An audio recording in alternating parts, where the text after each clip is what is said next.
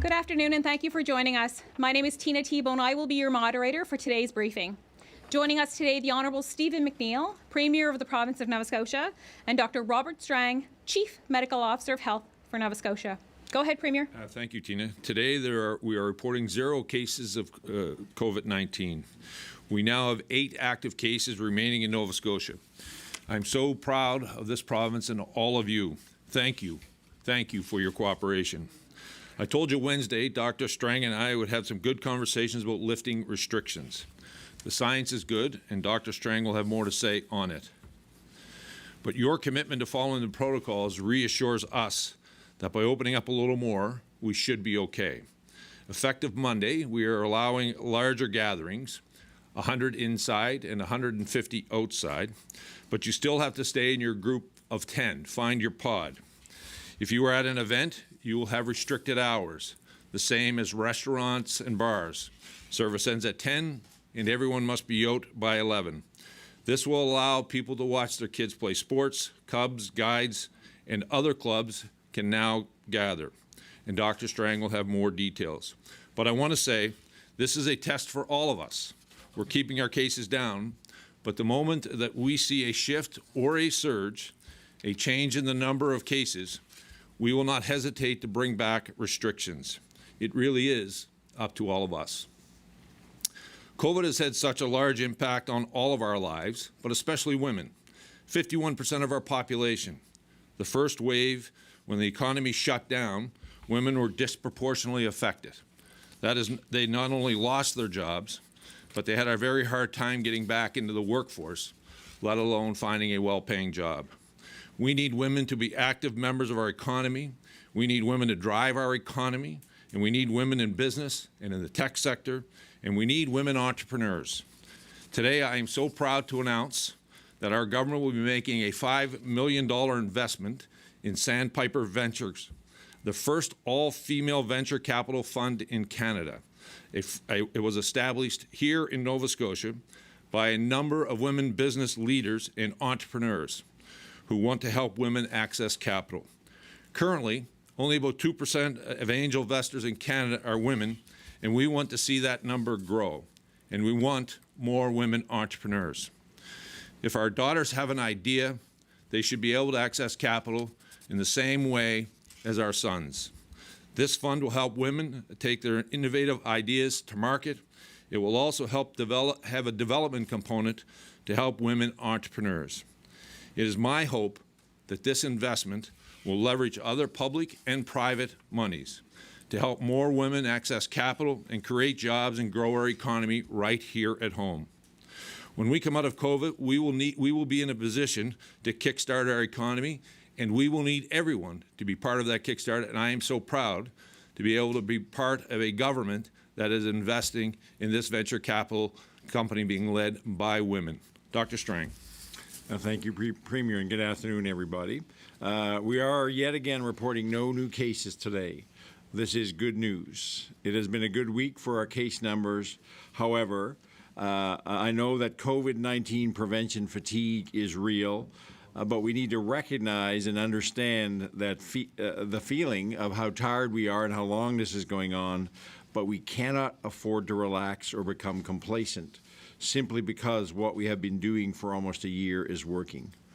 This is a pandemic. However, it will end, but we do have a way to go yet. And so we need to continue to keep ourselves, our communities, and each other safe.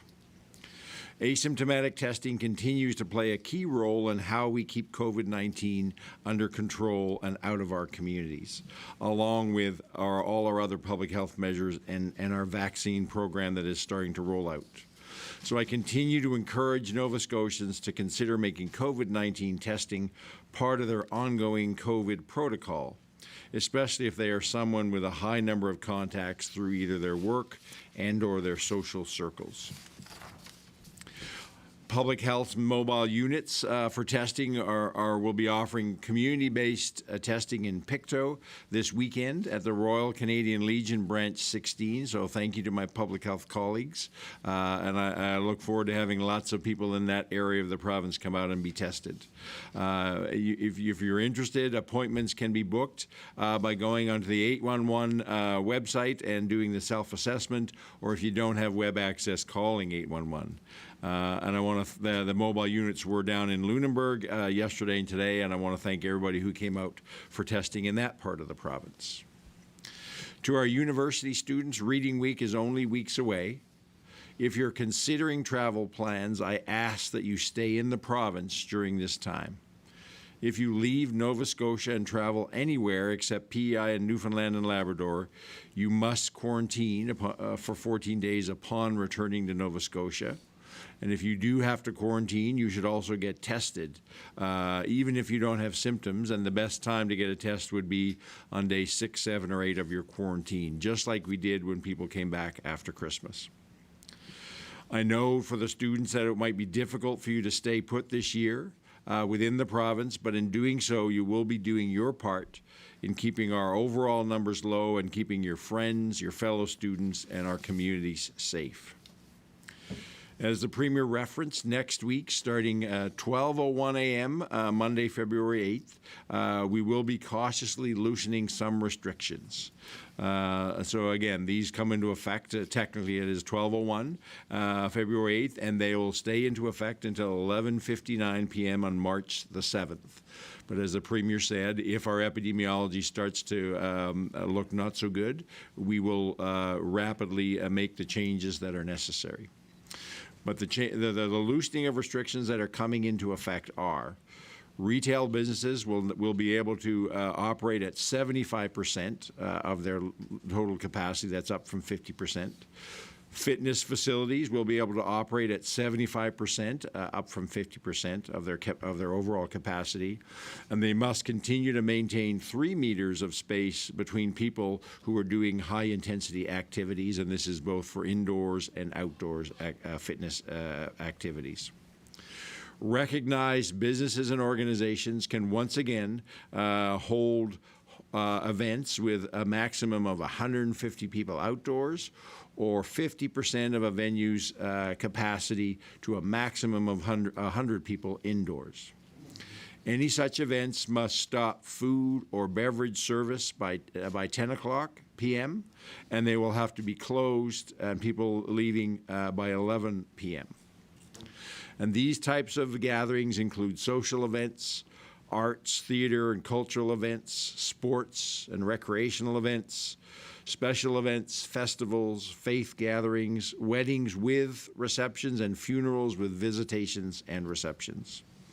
They also include common activities that we hear a lot about, such as bingo, darts, other types of activities that are hosted by both licensed and unlicensed establishments.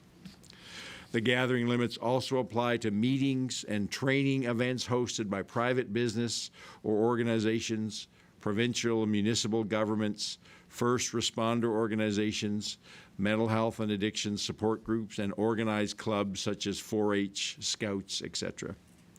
And these last category, these organized clubs can host activities for all ages, and they should follow the day camp guidelines to have within their overall number, they can have cohorts of up to 15, which is what we allow for our day camps within their, if it makes sense within whatever activity are happening within these clubs, following those day camp guidelines, whether it's indoors or outdoors. And those can be found at our coronavirus website if you look under day camp guidelines.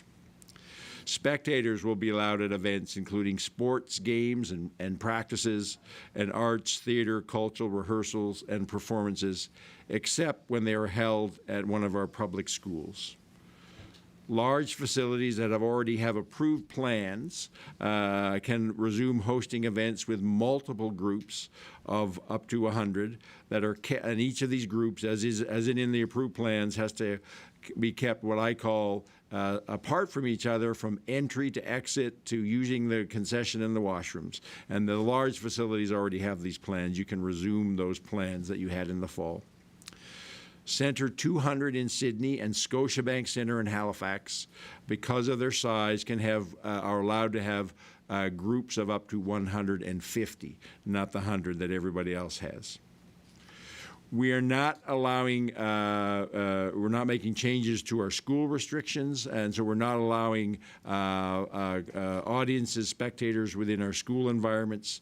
And that's simply because keeping the number of people in our schools low has been an important part of our success in keeping our schools COVID safe. Therefore, we have to maintain the restriction that non-essential adults cannot be allowed into our schools at this time. And again, this includes spectators for practices, games, rehearsals, or performances. If a school is holding a practice, game, rehearsal, or performance at an outside facility, such as a municipal or privately owned building, then the spectators, of course, will follow the provincial gathering limit for that facility. We're also keeping the restriction that limits sports teams and individual competitions to only playing and competing with other teams and people who they would normally play or compete with. The general gathering limit remains at 10. So this applies to household and informal gatherings and events that are not hosted by a recognized business or organization. And there is no change to hours for restaurants and licensed establishments. They must stop service at 10 p.m. and close at 11 p.m. There will be no exceptions to close later when there are special sports events such as the Super Bowl. These hours, as I said, these hours also apply to all other types of gatherings that are hosted by recognized businesses and organizations as appropriate. I think it's important to emphasize that the reason we are loosening restrictions more so in some areas than others is based on our epidemiology and an understanding of the risk of transmitting the virus that causes COVID-19. Evidence tells us that late-night social gatherings where alcohol and other substances may be involved present much higher risks than a youth club or a business meeting. That is why we can open up many types of gatherings, but not all. It's also important that people remember and follow the gathering limits of up to 10 and all the other COVID protocols when they plan their private social activities. So large parties, whether public or private, put us all at risk in the middle of the pandemic. We have maintained a slow and cautious approach and will continue to do so in order to protect one another. As I end, I'd like to make a request on behalf of delivery services who have very strict protocols in place to ensure physical distancing and masking by their staff and their employees. But I'm hearing from them that many people, when they're accepting a delivery, whether it's food from a courier, from an online purchase, or mail deliveries, that many people are forgetting to put a mask on when they answer the door. So my ask to Nova Scotians that if there is a delivery being made at your home or in your apartment, please put on a mask when you answer the door. This quick and easy step will bring a peace of mind to those people working to bring goods to you and will help keep both of you safe. And so as we head into the next week and start to be more social again with events, I have to remind everybody the importance for all of us to continue all our layers of protection, to keep to our gathering limits, washing our hands, wearing your masks where necessary, physical distancing, staying home when you're sick, and now considering getting tested, especially if you have a high number of contacts. This includes anyone planning to get together to watch the Super Bowl this weekend. I know that's a big event for lots of families. But gathering limits have to remain at 10, and that if you need to be reminded on all the other steps about safely hosting an event like this or a gathering, I ask people again to look at our COVID webpage, and where we've given already overviews on information for holidays and celebrations during this pandemic. We just cannot become complacent. All of our hard work continues to be reflected in our case numbers, but we need to continue this. So please don't let up, but have a great and safe weekend. Premier. Thank you, Dr. Strang. Tina? Again, just a reminder, we'll take one question and one follow-up from reporters on the phone in the allotted time we have for today's briefing. We'll start with Jean Laroche from CBC. Go ahead, Jean. Nope, sorry about that. Give me 2 seconds here. All right. Dr. Strang, our infection rates are arguably the envy of every other province in the country. Given that, why do you feel we need to continue to restrict normal activities the way we have when other provinces in other areas are less restrictive than we are? If it's really the epidemiology that's driving your decisions, how come some provinces allow some things, others don't, and we are where we are? So I can't speak for other provinces, but what I can speak to is how our approach of being very cautious and fast to act when we need to tighten things down, and slow to loosen them up. Look at our numbers; it works. Other provinces, they haven't had the same ability to control COVID.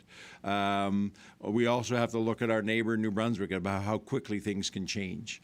So if you look at all the evidence reviews of what works to control COVID, and everybody is saying that when you start to loosen restrictions, you have to do it very slowly and carefully.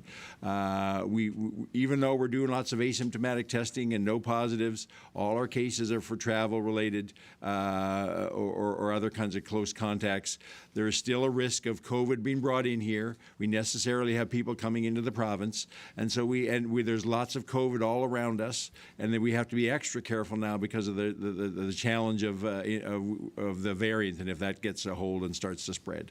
So I get that people look around and say, well, we're very safe in Nova Scotia, but again, we got reminding people, how did we get to be safe? And we have to continue to do those things. The restrictions we put in place are for a month, and we'll be reviewing that. And if we're still in this good place a month from now, we may be able to be a little even further less restricted. But we have to do it slowly, cautiously, taking one step at a time, and then taking the time in between to make sure what has been the impact of the loosening restrictions. As the Premier said, we're giving people more opportunities to be social, but that increases the opportunity for COVID to spread. So in many ways, whether we can be even less restricted depends on how we respond in the next month. Go ahead, John, with your follow-up. Right. Given what you've just said, Dr. Strang, how do you gauge whether we as a province have struck the right balance between the restrictions we're imposing on the one hand and personal liberties and the needs of businesses to survive on the other? So, first of all, we look at our numbers. Are we getting the right control over COVID? Myself and colleagues in government, we have lots of conversations every week with the business community, with the sports community, with the cultural community, and we listen to them and what they're looking for. And I go by the mantra that I try to allow things if it's safe to do so. So we're always trying to be have the fewest restrictions necessary to achieve the right level of safety over COVID. And so there is no textbook to do this. So part of it, I think, our success has been we've had a strong collaboration with all these different sectors in our communities and our economy to actually work together to find that balance. And once we find it, we don't stay there. It's always a balance that we need to continue to, go one side or the other and continue to look at, to ask the question that you've just asked me, do we have the balance right? Part of our success, quite frankly, has been that we've been in this together, and that every decision that we've made has been focused on the entire population, and it's been received by all Nova Scotians with that in mind. Not an individual Nova Scotian, not about anyone's personal liberty. It's been about how do we keep the health and safety of Nova Scotians in the forefront. And those entrepreneurs you're referring to have really been very supportive of ensuring that we control this virus. We've said from the very beginning, without good public health, there is no economic health. And those businesses that have had to close down done so, may not like it, but they've done so, recognize it's in the best interest of the province. And they've made it very clear to us, as you open us out, as you open up again, do it slowly, so we're not in a position to be closed again. And that's exactly what we're trying to do to work with everyone across the province. Next, we'll go with Keith Doucette from the Canadian Press. Go ahead, Keith. Yes, for Dr. Strang. You mentioned, I think it was about a week ago, that there was uncertainty around supply of vaccine. I'm wondering, in the course of time, since news moves so quickly, whether there's any clarity to that uncertainty, and especially with news that there may well be some vaccines, newer vaccines, on the way in short order. So we don't have any certainty of those new vaccines, and none of them have yet to be approved by Health Canada. We get kind of confident assurances of our vaccine supply every 2 weeks. So we know what we're getting for the next 2 weeks. Beyond that, we're told that we can expect increasing amounts of vaccine, but again, no guarantees on that. So it is one of the challenges that we don't have certainty or long-term certainty of ongoing robust supply, and that we have to plan, with every 2 weeks. But also we plan our program so we can scale up and scale down. I was talking to the team today, and if we start to get more vaccine like we're hoping to in the next few weeks, we can rapidly ramp up our program and to deliver that vaccine into people's arms in a very timely manner. Go ahead, Keith, with your follow-up. This is for the Premier. I'm sure you're all too well aware that obviously they're choosing a new leader. Your party is a new leader and a person who will be the new Premier on tomorrow. So this is one of the last times you'll be appearing with Dr. Strang, although my understanding is that you may well do one or two more. What are you doing to ensure that there's some continuity between the new person and Dr. Strang? Is there anything that you're going to put in place that will make that transition easier for your successor? Yeah. So as you know, the party will choose a new leader this Saturday. There will be a transition. Part of that transitioning not only on this particular file, but a number of other files as they put together their cabinet and we brief them on what's happening and what we'll be handing over. And part of that will be with COVID and connecting them with Dr. Strang and public health. And quite frankly, laying out what we believe has worked, the process that has worked, and Dr. Strang and his team then will brief them on the epidemiology and the process as we go forward, and then when they're sworn in, they will take over here.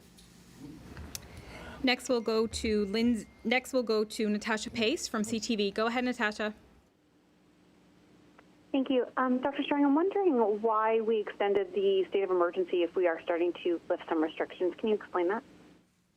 Sure. The state of emergency, some of the restrictions that you're seeing here related to public health. The state of emergency is dealing with other aspects of our economy. For example, where we dealing with rents.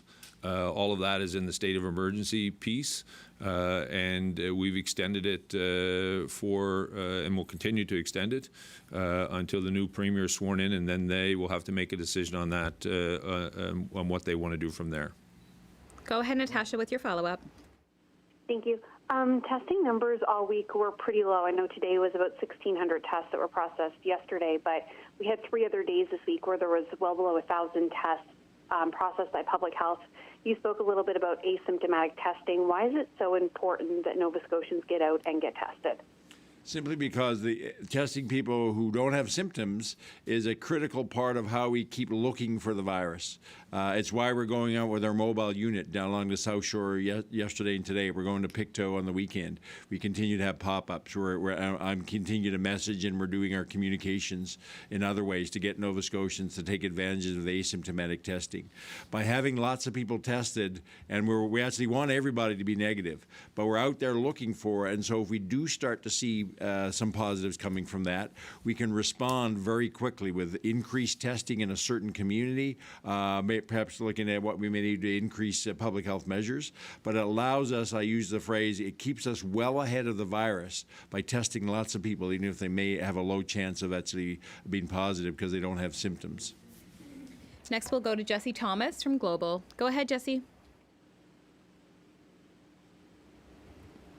Sorry about that. Thank you. This question, I guess, kind of relates to that comment about, the vaccine supply being updated every 2 weeks, and then there's kind of no guarantees beyond that.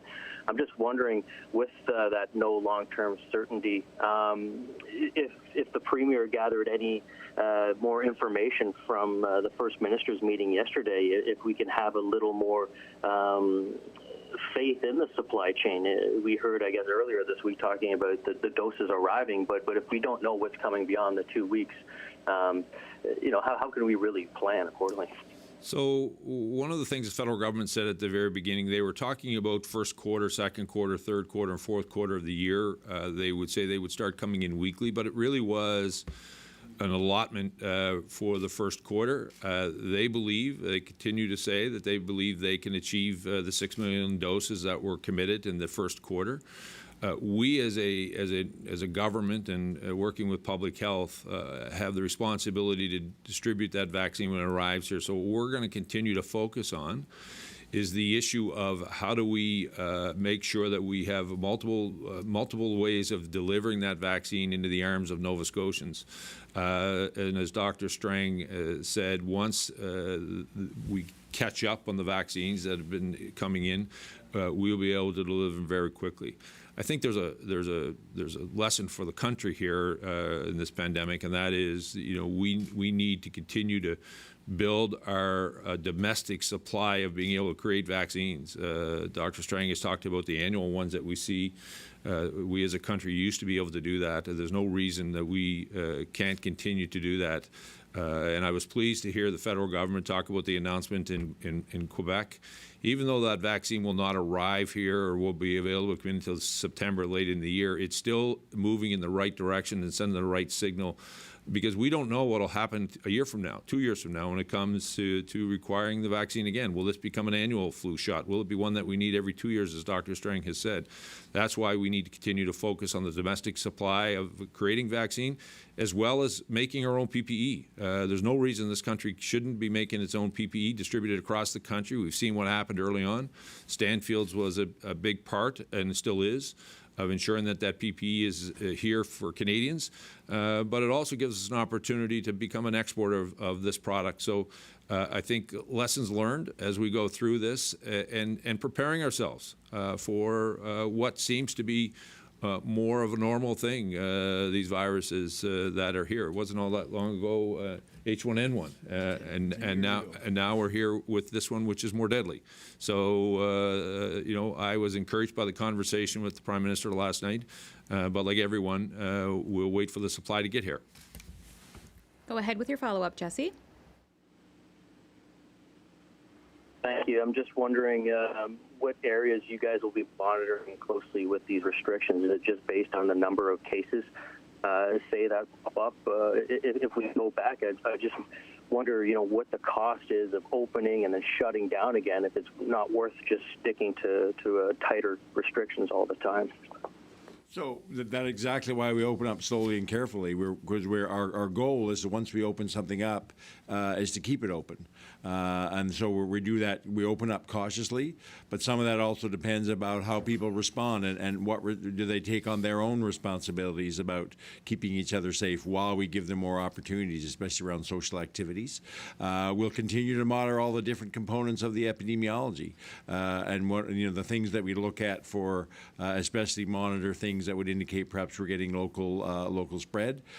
We also have a compliance various inspection teams within government who do compliance checks on a range of businesses, and we also work with local police around their enforcement and compliance as well, to monitor that that people and businesses are sticking with what's required.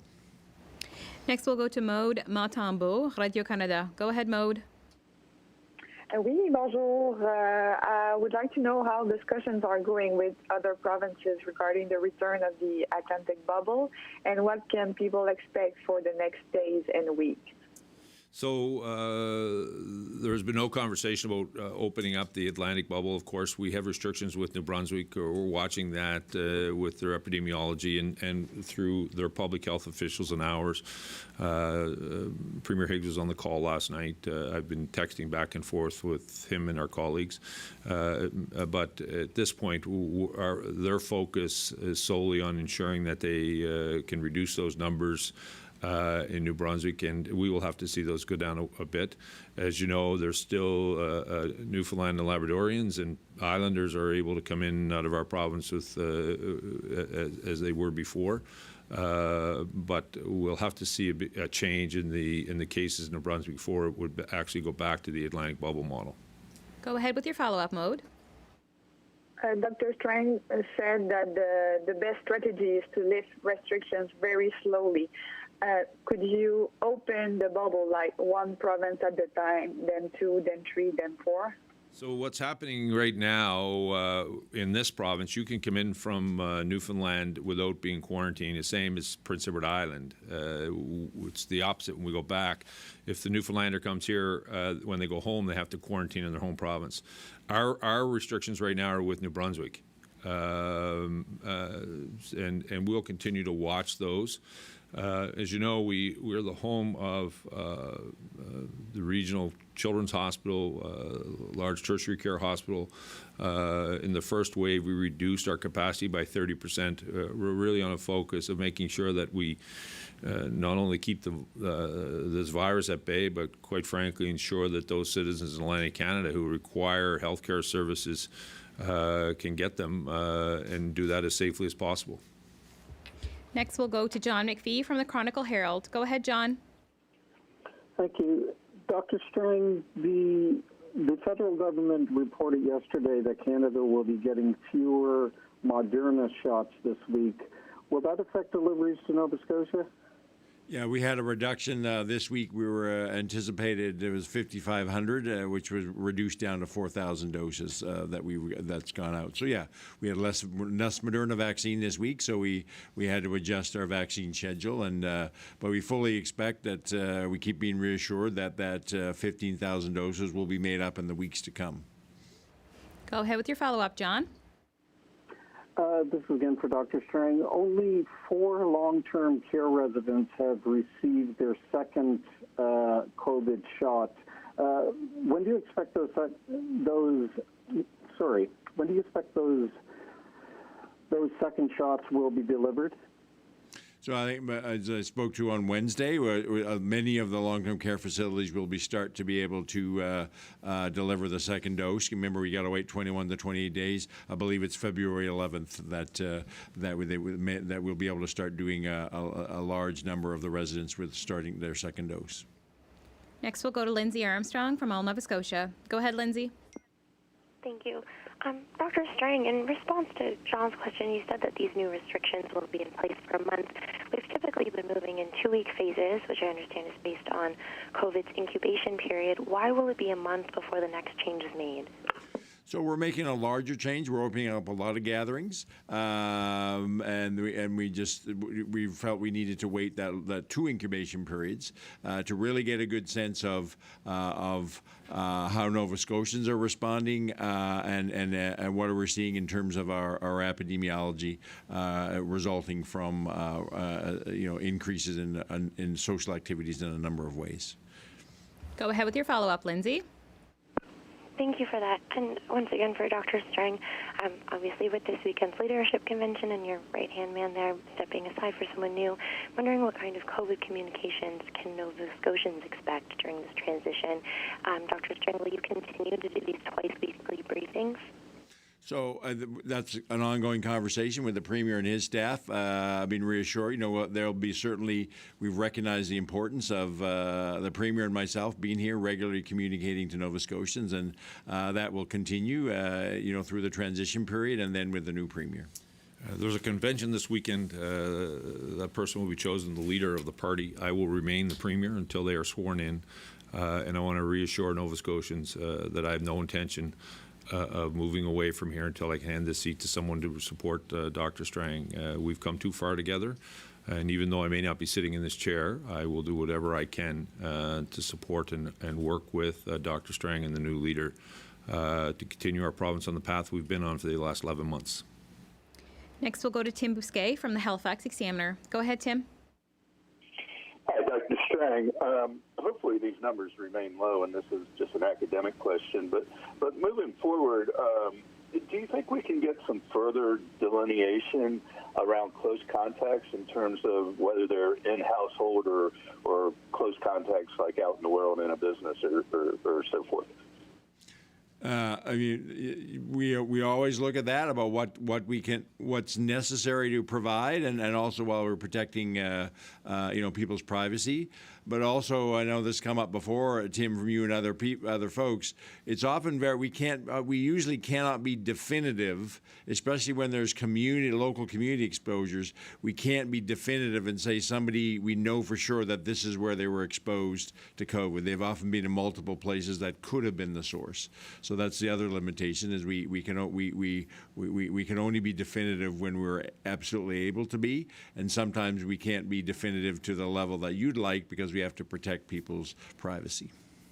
Go ahead with your follow-up, Tim. Premier, on your venture capital announcements, we live in a capitalist economy and a patriarchy, and access to capital is a real issue, so I don't want to downplay that. But you cast it in terms of helping people get back to work after the pandemic or through the pandemic. And it's been suggested that the biggest obstacle for women in particular getting back into the workforce is affordable child care. So why not direct that money immediately to where it could do the most help right now instead of down the road? So we've actually been applauded, Tim, for the way we dealt with childcare through this pandemic. We were the only government in this country to keep our childcare whole. We treated our childcare workers with the respect they deserve. We made sure those spaces were there, and we'll continue to do so. But the reality of it is we need to create economic opportunity for our daughters, our wives, our sisters in this province. And whether we like it or not, capital is not available the same way to our daughters as it is to our sons. And I think women in this province, in this region, have waited long enough. And I'm proud of the fact that not only is our government the first to invest in this, I'm hoping other governments do the same thing. But in no way should you think that by investing in the future of our wives and our sisters and our daughters that we haven't, that we forgot about our children. Quite frankly, we just finished up our pre-primary program, the largest social program in my lifetime in this province, to ensure that every child gets an opportunity to grow and build. But I'm really proud of the fact that I can support my daughter, your daughter, and other daughters in this province who have an idea and innovation to take that to the marketplace and create jobs right here at home. Next, we'll go to Victoria Walton from the Coast. Go ahead, Victoria.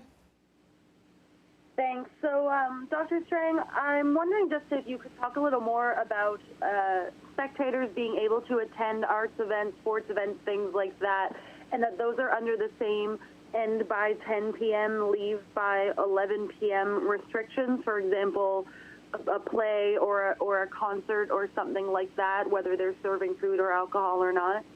Yeah, those will all be under the same restrictions. We are going to have to make an exception for a sport event that just like hockey overtime, things that are out of control. You have to let that event come to its natural end. Other things like plays, etc., they can figure out how long it is and adjust their start time. So, but in general, yes, the closure of 11 o'clock applies across the board. If the service of food and beverage is involved in any of those gatherings, that has to stop at 10 p.m. Go ahead, Victoria, with your follow-up.